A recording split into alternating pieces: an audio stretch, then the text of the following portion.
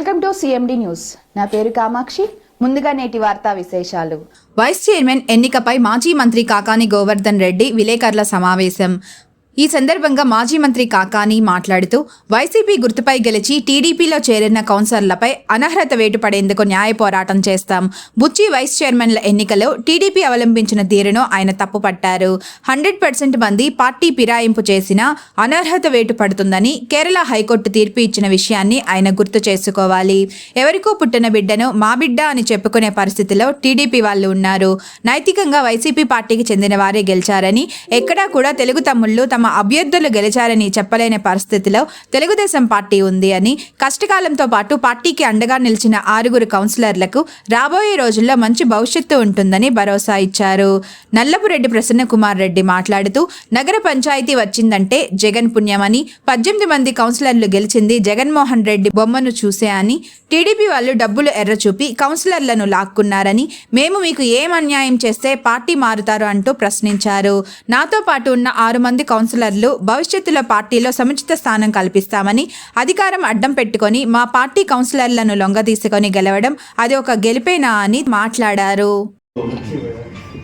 రాష్ట్రమంతటా నగర పంచాయతీలు, కార్పొరేషన్స్కి deputy mayors, vice chairmans elections జరిగాయి. అధికారాన్ని అడ్డం పెట్టుకొని దౌర్జన్యాలు, ప్రలోభాలు ఏవేవో చేసి లొంగ తీసుకోవాలనే ప్రయత్నాలు జరిగాయి.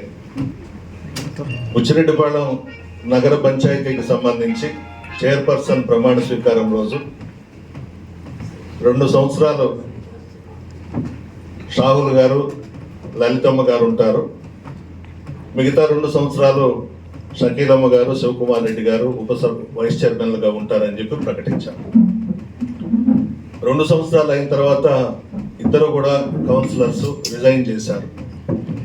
ఇప్పుడు ఎలక్షన్స్ వచ్చినాయి. నగర పంచాయతీని ఇచ్చింది జగన్మోహన్ రెడ్డి గారు మన ప్రభుత్వం అధికారంలోకి వచ్చిన తర్వాత. అంతకుముందు తెలుగుదేశం ప్రభుత్వంలో ప్రయత్నాలు చేసినా ఎవరు కూడా తేలేకపోయినారు. మనం తెచ్చాం. రాష్ట్రంలో మొట్టమొదటిగా ముఖ్యమంత్రిగా ప్రమాణ స్వీకారం చేసిన తర్వాత 10 నగర పంచాయతీలు ఇస్తే దాంట్లో మొట్టమొదటిది నెల్లూరు జిల్లాలో బుచ్చిరెడ్డిపాళెన్ని ఇచ్చారు. ఎలక్షన్స్ జరిగినాయి. 18 మనం గెలిచాము, 2 తెలుగుదేశం పార్టీ వాళ్ళు గెలిచారు. మా కుటుంబం కానీ, గోవర్ధన్ రెడ్డి గారి కుటుంబం కానీ జిల్లాలో రాజకీయ కుటుంబాలు మావి మొదటి నుంచి కూడా. ఏ రోజు కూడా మేము చెప్పుకోం మా మొహాలు చూసి ఓట్లు వేసినారు, మా స్వతహాగా మేము గెలిచామని. జగన్మోహన్ రెడ్డి గారి బొమ్మ పెట్టుకొని మేము గెలిచాము ఎలక్షన్స్లో. ఆయన బొమ్మను చూసే మాకు ఓట్లు వేశారు. అదేవిధంగా బుచ్చిరెడ్డిపాళెం నగర పంచాయతీలో కౌన్సిలర్స్ని కానీ అందరినీ కూడా జగన్మోహన్ రెడ్డి గారి బొమ్మ చూసి, ఫ్యాన్ గుర్తు చూసి ప్రజలు ఓట్లు వేశారు. అధికారం వస్తుంటుంది, పోతుంటుంది. అధికారం పోతానే అధికార పార్టీ వాళ్ళ వైపు పరిగెత్తడం అనేది చాలా దారుణమైనటువంటి విషయం. ఏం తప్పు చేశాం మిమ్మల్ని అని అడుగుతున్నా. బుచ్చిరెడ్డిపాళెంలో గెలిచిన కౌన్సిలర్స్ని ఏం అన్యాయం చేశాం మీకు అని అడుగుతున్నా. నా కుటుంబ సభ్యుల్లాగా చూసుకున్నాను, అన్నదమ్ముల్లాగా చూసుకున్నాను, అక్క చెల్లెళ్ళలాగా చూసుకున్నాను. ఎప్పుడూ కించపరిచే విధంగా మిమ్మల్ని చూడలేదు. మీరు ఈరోజు పార్టీని వదిలి బయటకు వెళ్ళిపోయినారు. మీ మనస్సాక్షిగా చెప్పండి, అన్యాయం కదా? ఏ రోజైనా మిమ్మల్ని కష్టపెట్టామా, ఇబ్బంది పెట్టామా? Central lighting వేయించాం. 90 కోట్లు పెట్టి సంఘం నుంచి మంచినీటి పథకం జరుగుతూ ఉంది బుచ్చిరెడ్డిపాళెనికి. ఎన్ని ఇచ్చారు జగన్మోహన్ రెడ్డి గారు? ఇవన్నీ గుర్తుకు రాలేదా మీకు? అన్యాయం కదా ఈరోజు పార్టీని వదిలి వెళ్ళిపోవడం అనేది. ఈరోజు ఎంపిక చేసిన శివకుమార్ రెడ్డి 2 రోజుల ముందు ఐరాలో మాతో కూడా భోజనం చేశాడు, లంచ్ చేశాడు. గోవర్ధన్ రెడ్డి గారిని కలిశాడు, మాతో పాటు వచ్చాడు. ఇంత లోపల మీ అభ్యర్థి ఎలా అయినాడు ఆయన? ఆశ్చర్యంగా ఉంది. అసలు ఈరోజు బుచ్చిరెడ్డిపాళెంలో జరిగిన వైస్ చైర్మన్ల ఎన్నిక చూస్తే నవ్వు వస్తుంది. నవ్వుకుంటారు ఎవరైనా కూడా. అదే కౌన్సిలర్స్ని అడుగుతా ఉన్నా, ఏం తప్పు చేశామమ్మా, ఏం అన్యాయం చేశాము, పార్టీని వదిలి వెళ్ళిపోయినారు మీరు? వ్యాపారాలు చేసుకునేదానికి కొంతమంది, ఆర్థికంగా బలపడేదానికి కొంతమంది బయటకు వెళ్ళిపోయినారు. ఇక్కడ ఉండే గౌరవం మీకు దక్కుతుందా అక్కడ అని అడుగుతున్నాను నేను. ఆడ గేట్ల బయట నిలబడాల్సిందే కదా, అదే జరుగుతుంది కదా ఈరోజు తెలుగుదేశం పార్టీ నాయకులకి కార్యకర్తలకి. ఇక్కడ ఉన్న గౌరవం మీకు లభిస్తుందా అని అడుగుతున్నా. ఈరోజు ప్రలోభాలకి లొంగకుండా మా 6 కౌన్సిలర్స్ నా ప్రక్కన, గోవర్ధన్ అన్న ప్రక్కన కూర్చున్న వాళ్ళు పాదాలకి నమస్కరిస్తా ఉన్నా, వాళ్ళ నిజాయితీకి నమస్కరిస్తా ఉన్నా.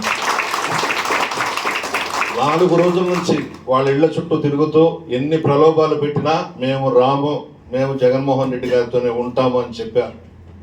ఓడిపోతామని తెలిసినా ఈరోజు ఎలక్షన్స్లో పోటీకి పెట్టాం. మా ప్రమీలక్కను పెట్టాం, యానాది రెడ్డి అన్నను పెట్టాం. భవిష్యత్తులో నేను, గోవర్ధన్ అన్న, మా పార్టీ నాయకులు, కార్యకర్తలు అందరం కూడా ఈ 6 కౌన్సిలర్స్కి అండగా ఉంటాం. జగన్మోహన్ రెడ్డి గారి దృష్టికి తీసుకువెళ్ళి భవిష్యత్తులో మంచి పదవులు వచ్చే విధంగా కూడా చేస్తామని చెప్పి నేను హామీ ఇస్తా ఉన్నా. ఏదేమైనా ప్రజలకు వదిలేస్తాం, బుచ్చిరెడ్డిపాళెం నగర ప్రజలకు వదిలేస్తాం. ఈరోజు వీళ్ళు చేసిన తప్పులు, వెళ్ళిన కౌన్సిలర్స్, చైర్పర్సన్ మనం పంపించలేదు, వాళ్ళే వెళ్ళిపోయినారు, వాళ్ళ విజ్ఞతకే వదిలేస్తాం. గోవర్ధన్ రెడ్డి గారి మాట. బుచ్చిరెడ్డిపాలెం నగర పంచాయతీకి సంబంధించి డిప్యూటీ చైర్పర్సన్లో ఎన్నిక జరిగింది. నిజంగా డిప్యూటీ చైర్పర్సన్ ఎన్నిక జరిగితే నవ్వులాటగా, ఒక ప్రహసనంగా ఈరోజు మారిపోయినటువంటి పరిస్థితి. ఎందుకంటే చాలామంది చెప్పాం 2 రోజులుగా, మీరు నిజాయితీగా నిలబడతారా, లేదు వెన్నుపోటుదారులుగా చరిత్రహీనులుగా మిగిలిపోతారా తేల్చుకోండి అని చెప్పి బుచ్చిరెడ్డిపాలెంకు సంబంధించినటువంటి కౌన్సిలర్లు కూడా చెప్పడం జరిగింది. అయితే ఈరోజు మేము అనేక సందర్భాల్లో చెప్పాం, ప్రసన్న నేను కౌన్సిలర్లతో, ప్రధానమైనటువంటి నాయకులు అందరం కలిసి కూర్చొని మాట్లాడినప్పుడు ఎన్నికల్లో పోటీ చేద్దామనేటువంటి అంశం ప్రస్తావనకు వచ్చినప్పుడు ఒకటే చెప్పాం, మా పోటీ అనేటువంటిది తెలుగుదేశం పార్టీ మీద కాదు, ఇది నీతికి అవినీతికి, న్యాయానికి అన్యాయానికి, నిజాయితీకి వెన్నుపోటుకి జరిగేటువంటి పోటీగా భావించి మేము పోటీలో నిలబెడతామని చెప్పి అనుకున్నాం. అందరూ కూడా నిలబడాల్సిందేనని చెప్పి కౌన్సిలర్లు అందరూ చెప్పడం జరిగింది. ఇంత చేస్తే మీకు మెజారిటీ ఉంది అని మీరు అనుకుంటే మీరు అసలు అభ్యర్థినే పెట్టలేక, ఎవరైతే వైఎస్ఆర్ కాంగ్రెస్ పార్టీలో గెలిచినటువంటి అభ్యర్థిని తీసుకొచ్చి వీళ్ళు మా అభ్యర్థిని పెట్టుకోవాల్సినటువంటి దీన స్థితికి తెలుగుదేశం పార్టీ దిగజారిపోయిందంటే అంతకన్నా దౌర్భాగ్యమైనటువంటి పరిస్థితులు మరొకటి ఉండవు. కనీసం బి ఫారం మీద గెలిచినటువంటి వాళ్ళని మీరు పెట్టుకోగలిగారంటే పెట్టుకోలేకపోయారు, పెట్టుకోలేరు మీరు. కాబట్టి మొన్న జరిగినటువంటి ఎన్నికల్లో మీకు ఆఖరి విజయం, ఆఖరి విజయం, ఫస్ట్ అండ్ లాస్ట్ అవకాశం ప్రజలు ఇచ్చారు. ఇంకా అవకాశం రాలే మీకు. కాబట్టి ఈ రోజు కూడా YSR Congress party B form మీద, జగన్మోహన్ రెడ్డి గారి ఫోటో మీద గెలిచినటువంటి వాళ్ళకే మరలా మీరు ఈరోజు డిప్యూటీ చైర్పర్సన్గా ఎన్నిక చేసుకోవాల్సినటువంటి పరిస్థితి ఏర్పడింది. వాళ్ళని స్వతంత్రంగా పరిగణిస్తారా, వైఎస్ఆర్ కాంగ్రెస్ పార్టీ కింద పరిగణిస్తారా, అది మీ ఇష్టం. ఎందుకంటే మా పార్టీకి సంబంధించి ప్రసన్నలు చెప్పినట్టుగా ఇక్కడ ఆయన ఇన్ఛార్జిగా గతంలో శాసనసభ్యుడిగా పనిచేస్తే ఆయన మాట విని ఓటు వేసినటువంటి వాళ్ళు, మా కౌన్సిలర్, మా పార్టీ మీద గెలిచి మాకు వెన్నుపోటు పొడిచి వెళ్ళిపోయినటువంటి వ్యక్తులు వీళ్ళు. ఒకటే గుర్తుంచుకోండి, ఈ వెన్నుపోటు పొడిచినటువంటి వ్యక్తులు ఎవ్వరు కూడా తర్వాత భవిష్యత్తులో ఎక్కడ కూడా ప్రజల్లో కొనసాగినటువంటి పరిస్థితి లేదు. స్థానిక సంస్థలకు సంబంధించి ఈరోజు వాళ్ళ రాజకీయ భవిష్యత్తుకి పూర్తిగా సీళ్లు వేసుకున్నటువంటి పరిస్థితి ఏర్పడింది. పాపం కొంతమంది మాట్లాడుతూ చెప్తున్నారు, ఏమని, విప్పు చెల్లదేవ్ ఎలక్షన్ ఆఫీసర్ ఏదో చెప్పాడు, మేము ఎలక్షన్ జరిపేసాము అని. అసలు తెలుగుదేశం పార్టీకి నేను అడుగుతున్నాను, ఈ రాష్ట్రానికి సంబంధించినటువంటి మంత్రి, మున్సిపల్ శాఖ వ్యవహారాల మంత్రి, అసలు అనర్హత అంటే ఏంటి, దాని గురించి మీకు అవగాహన ఉందా ఎవరికన్నా? 91వ రాజ్యాంగ సవరణ జరిగిన తర్వాత చాలా మార్పులు వచ్చాయి. దాని మార్పుల్లో భాగమే మీ అందరికి ఒక విషయం చెప్పాలి. ఆ మార్పుల్లో భాగమే 15% మించి మంత్రులు ఉండకూడదు అనేటువంటిది కూడా ఒక భాగం. అందుకనే ఈరోజు మనం మన రాష్ట్రానికి సంబంధించి ముఖ్యమంత్రితో సహా 26 మందినే మంత్రులు పెట్టుకుంటాం. అంతకుముందు అటువంటి పరిమితి లేదు. 91వ సవరణలో వచ్చినటువంటిది. ఆ 91వ సవరణలోనే పూర్తిగా 100% మంది పార్టీ మారినా సరే పార్టీ ఒప్పుకోకపోతే అది అనర్హత కింద వస్తుంది అని చెప్పడం జరిగింది. దాని మీద ఈ మధ్యనే కేరళ హైకోర్టు తీర్పు ఇచ్చింది. మీరు వెళ్ళాలి అనుకుంటే, పార్టీ మారాలి అనుకుంటే పార్టీకి కాదు రాజీనామా చేయాల్సిందే, పదవికి రాజీనామా చేసి, పార్టీకి రాజీనామా చేసి వేరే పార్టీలో స్వతంత్రంగా నిలబడాలి తప్ప అది ఎన్ని పక్కన పెట్టి ఎవరో ఒక 1/3 వంతు వెళ్ళారు, ఒక 2/3 వంతు వెళ్ళాడంటాడు. 1/3 వంతు ఏంది, 2/3 వంతు ఏంది, మొత్తం వెళ్ళినా కూడా అనర్హత కింద ప్రకటించేటువంటి అవకాశం ఉందంటే ఒక ఆయన మేము కల్పించే ఉంటాం. కాబట్టి ఖచ్చితంగా వీళ్ళందరూ అనర్హులే. వెంటనే రేపు జిల్లా ఎన్నికల అధికారికి ఇస్తాం, ఇచ్చిన తర్వాత అనర్హులుగా ప్రకటించమంటాం, న్యాయ పోరాటం చేస్తాం. వాళ్ళకి మరలా ఇంకా అనర్హులుగా ప్రకటించిన తర్వాత ఇంక ఎన్నికల్లో పోటీ చేసేటువంటి అవకాశం కూడా కోల్పోయేటువంటి పరిస్థితులు వస్తాయి. కాబట్టి ఈ రోజు జరిగినటువంటి పరిణామాల్లో నిజంగా నాకు అనిపించింది, అయ్యో తెలుగుదేశం పార్టీ ఎంత దిగజారిపోయిందా ఈ రాష్ట్రంలో, ఈ జిల్లాలో, ఈ కోవూరు నియోజకవర్గం అనిపించింది. మీరు పోటీ పెట్టుకోలేనటువంటి పరిస్థితి. ఎవరో వైఎస్ఆర్ కాంగ్రెస్ పార్టీ ఇద్దరు రెబల్ని నిలబెట్టి వాళ్ళ కోసం క్యాంపు రాజకీయాలు, వాళ్ళ కోసం పేమెంట్లు, వాళ్ళ కోసం ఆన్లైన్ కాంటాక్ట్స్, ఎన్ని రకాలుగా చేయాలి. ఏ విధంగా అయిపోయిందంటే భయపెట్టో, బెదిరించో, ప్రలోభ పెట్టో, ఎవడో స్వార్థ ప్రయోజనాల కోసం మీ దగ్గరికి తీసుకుని వాళ్ళని మా అభ్యర్థులను సంకలు గుర్తుకోవాల్సినటువంటి తీర పరిస్థితికి దిగజారిపోయింది ఈరోజు. కాబట్టి ఇది నిజంగా తెలుగుదేశం పార్టీకి చెంపపెట్టు లాంటిది, వైఎస్ఆర్ కాంగ్రెస్ పార్టీకి నైతిక విజయం ఇది. ఎందుకంటే మేము గత 3 రోజులుగా చెప్పాం, ఓడిపోవడంతో మాకు సంబంధం లేదు, ఓడిపోతామా గెలుస్తామనేటువంటి ఆలోచన లేదు. ఒక సిద్ధాంతం మీద నిలబడేటువంటి వాళ్ళు, ఆ సిద్ధాంతం కోసం పోరాటం చేసేటువంటి వాళ్ళు. మీరాగా ఎన్నికలు అయిపోయిన తర్వాత 4 సంవత్సరాలు, 4.5 సంవత్సరం ఎక్కడున్నారో కూడా తెలియదు, ముసుగేసుకుని పడుకున్నారు మీరు. ఎక్కడన్నా ఇప్పుడన్నా తెలుగుదేశం పార్టీకి సంబంధించి ఎన్నికలు జరిగితే ఈ బుచ్చిరెడ్డిపాలెంలో 3 సంవత్సరాల తర్వాత ఎన్నికలు జరిగితే ఇద్దరిని గెలిపించుకోవడానికి చతికిల పడ్డటువంటి వాళ్ళు మీరు. అటువంటిది మేము 6 నెలల తర్వాత మరలా ఎన్నికలు వస్తే ధైర్యంగా వచ్చి ఈరోజు పోటీ పెట్టాం. మాకు సంబంధించినటువంటి దాంట్లో మాతో నిలబడినటువంటి 6 మందే, తరకులు అన్ని వెళ్ళినా కూడా 6 మంది నిఖార్స్ అనేటువంటి వాళ్ళు నిలబడ్డారు ఈరోజు. కాబట్టి తప్పనిసరిగా ఎవరైతే పార్టీ కష్టకాలంలో ఉన్నారో వాళ్ళందరినీ ప్రసన్న చెప్పినట్టుగా జగన్మోహన్ రెడ్డి గారి దృష్టికి తీసుకువెళ్తాం. ఈ 6 మంది కానీ ఈరోజు ఓటమి పాలవుతామని తెలిసినా సరే మేము నిలబడి తీరుతామన్నట్టుగా పాపం పోటీకి ముందుకొచ్చి, ఓటమికి సాధారణంగా ఎవరు రారు, కానీ పార్టీ సిద్ధాంతాలకు కనపడి ప్రసన్న మీద ఉన్నటువంటి అభిమానంతో, పార్టీ మీద ఉన్నటువంటి ప్రేమతో, జగన్మోహన్ రెడ్డి గారి నాయకత్వం పట్ల ఉన్నటువంటి నమ్మకంతో ఈరోజు మేము పోటీ చేస్తామని చెప్పి పోటీ చేశారు. వాళ్ళందరికీ కూడా ఎవరైతే ఈరోజు నిలబడ్డటువంటి కౌన్సిలర్లు ఉన్నారో ప్రసన్న చెప్పినట్టుగా మా ఇద్దరి బాధ్యత తప్పనిసరిగా వాళ్ళకి పార్టీలో సముచితమైనటువంటి స్థానం లభించేటువంటి విధంగా రేపు పార్టీ అధికారంలోకి వచ్చిన తర్వాత చర్యలు తీసుకోవడం జరుగుతుందని చెప్పి ఈ సందర్భంగా తెలియజేస్తున్నాం. కాబట్టి ఇది చెంపపెట్ట లాంటిది. పాపం చాలా మంది అనుకున్నారు మేమేదో వస్తాం, ఏడ తెలుగుదేశం పార్టీకి సంబంధించినటువంటి అభ్యర్థులు గెలిచినట్టుగా ప్రకటిస్తాం, అవుట్లు కాల్చుకుంటా పోతామని చెప్పి అనుకున్నారు. పాపం అవుట్లు కాల్చుకునే పరిస్థితి లేదు, తెలుగుదేశం పార్టీ అభ్యర్థిని గెలిపించుకున్నామని ప్రకటించుకునేటువంటి పరిస్థితి లేదు. ఎవరన్నా విలేకరులు ఎవరయ్యా గెలిచిందంటే ఓ ఆ అని చెప్పి మూలిగిపోవాల్సినటువంటి పరిస్థితులు ఏర్పడ్డా తప్ప ఇదిగో ఈ అభ్యర్థి గెలిచారని చెప్పుకోలేనటువంటి పరిస్థితుల్లో జరిగేటువంటి ఎన్నికని మీరు అసలు ఎన్నిక అనుకుంటారా? దానికి ఒక ప్రహసనం అనుకుంటారా? ఎవరికో పుట్టిన బిడ్డను తీసుకొచ్చి నా బిడ్డ అని చెప్పి మీరు వెళ్ళిపోవడం తప్ప ఎక్కడుంది మీకు నైతిక విలువ? ఎక్కడుంది? ఈరోజు ఏం చెప్తారో చెప్పండి. ఎవరిని గెలిపించారు మీరు? దానివల్ల మీరు సాధించింది ఏంటి? మీకున్నటువంటి ముగ్గురులో కనీసం ఒక్కరినైనా ఎవరైతే తెలుగుదేశం పార్టీ బీఫారం మీద గెలిచారో వాడినైనా నిలబెట్టుకుంటాను అనుకుంటే అది కూడా నిలబెట్టుకోలేనటువంటి అసమర్థ పరిస్థితుల్లో ఈరోజు మీరు పాపం అన్ని విధాల కొండల దవి ఎలుకను పట్టినటువంటి సందంగా ఎలుక కూడా దొరకకుండా పోయింది. కొండల దగ్గర కానీ కనీసం ఎలుకను కూడా పట్టుకోలేనటువంటి దౌర్భాగ్యమైనటువంటి దుర్భరమైనటువంటి పరిస్థితులు ఈరోజు మీరు తయారయ్యి. కాబట్టి ఇది ఆరంభం. ఎందుకంటే వాళ్ళే ఓటమిని అంగీకరించారు. మేము తెలుగుదేశం పార్టీ తరఫున ఓటమి చేసి ఓటమి పాలయ్యాము, నిలబడి గెలవలేము, నైతికంగా కానీ సాంకేతిక పరంగా కానీ దేనికైనా భయపడ్డారు, వెనకడుగు వేశారు. కాబట్టి వైఎస్ఆర్ కాంగ్రెస్ పార్టీ గుర్తు మీద గెలిచినటువంటి వాళ్ళకి ఇవ్వాల్సినటువంటి దౌర్భాగ్యం దుస్థితి మీకు ఏర్పడింది. కాబట్టి తప్పనిసరిగా వైఎస్ఆర్ కాంగ్రెస్ పార్టీ అనేటువంటిది ఈ రోజు జరిగినటువంటి ఈ అన్యాయం మీద పోరాడతాం, ఈ అక్రమాల మీద పోరాడతాం. భవిష్యత్తులో వైఎస్ఆర్ కాంగ్రెస్ పార్టీ పోరాటానికి సిద్ధంగా ఉండేటువంటి పార్టీ. ప్రసన్న ఆధ్వర్యంలో, ప్రసన్న నాయకత్వంలో కోవూరు నియోజకవర్గానికి సంబంధించి ఏ కార్యకర్తకి ఇబ్బంది లేకుండా చూసుకుంటాం. ఈ మధ్య మీరు అనుకుంటున్నారేమో దాడులు చేస్తాం, విధ్వంసం సృష్టిస్తామని చెప్పి మేము కనుక వీధుల్లోకి వచ్చి అదే పరిస్థితి కనుక తీసుకుని వస్తే మీరు తిరగలేరు, గ్రామాల్లో గుర్తుంచుకోండి, ఇబ్బందులు పడతారు. కాబట్టి జిల్లా ఎస్పీ గారికి కూడా హెచ్చరిస్తున్నాం, శాంతి భద్రతల సమస్యలు తలెత్తుతాయి, ఆ తర్వాత అగ్నిగుండంగా మారేటువంటి పరిస్థితులు ఏర్పడతాయి, దయచేసి అటువంటి వాటిని ప్రోత్సహించకండి అని చెప్తున్నాం.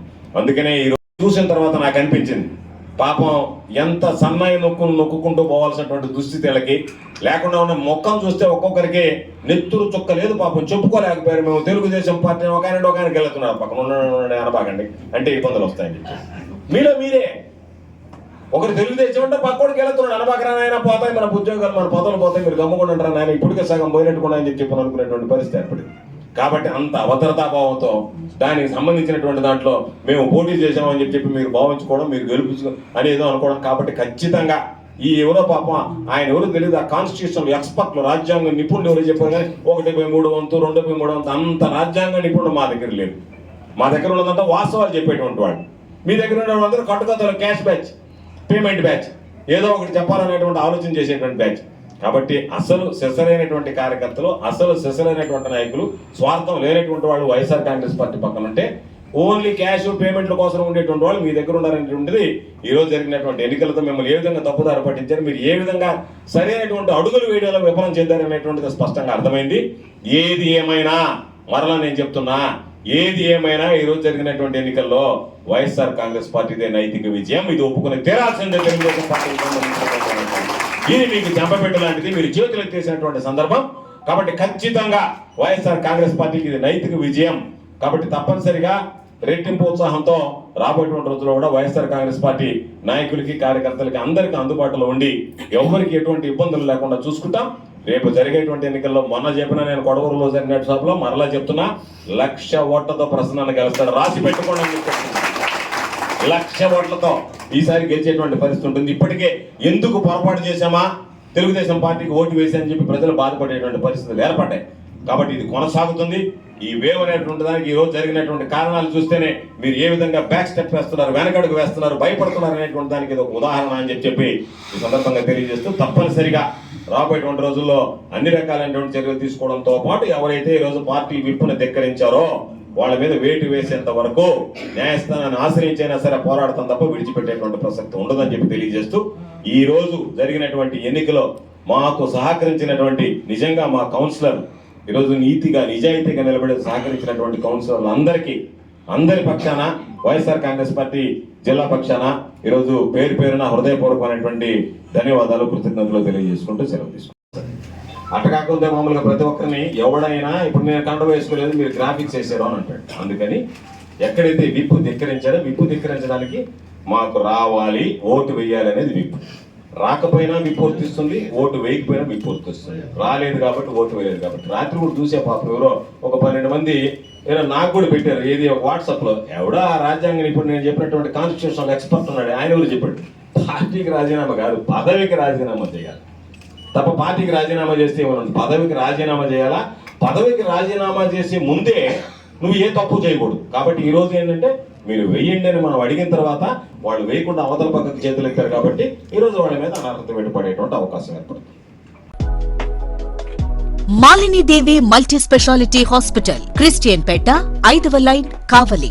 Doctor Guttipati Malinidevi, MBBS, MS, OBGY, కాన్పులు మరియు గర్భకోశ వ్యాధి నిపుణులు. మాలినీదేవి మల్టీ స్పెషాలిటీ హాస్పిటల్ నందు అందించు వైద్య సేవలు: సాధారణ కాన్పులు, సిజేరియన్లు, లాప్రోస్కోపిక్ ద్వారా గర్భసంచికి సంబంధించిన ఆపరేషన్లు, ట్యూబెక్టమీ, పిల్లలు లేకుండా operation, high risk pregnancy, ectopic pregnancy మరియు గర్భసంచి నీటి బుడగలు, గర్భసంచి జారిన ఆపరేషన్లు, రొమ్ముగడ్డలకు చికిత్స, నెలసరి ఇబ్బందులకు చికిత్స, మెనోపాజ్ సమస్యలకు చికిత్స చేయబడును. స్త్రీలకు సంబంధించిన అన్ని సమస్యలకు చికిత్స చేయబడును. పిల్లలు లేని వారికి ప్రత్యేక చికిత్స కలదు. ముఖ్య గమనిక: మా హాస్పిటల్ నందు కాన్పోయిన తరువాత తల్లి బిడ్డను ఉచితంగా మా వాహనంలో క్షేమంగా ఇంటికి చేర్చబడును. మా హాస్పిటల్స్ ప్రత్యేకతలు: ICU, lab, AC and non AC rooms, 24 గంటలు మెడికల్ షాప్, ప్రతి రూమ్ నందు వేడి నీటి సదుపాయం కలదు. అత్యవసర కేసులు అన్ని వేళలా చూడబడును. సంప్రదించండి Malinidevi multi speciality hospital, Christian Peta, 5వ లైన్, కావలి. ఫోన్ నంబర్స్ 9398665676 మరియు 08626245166.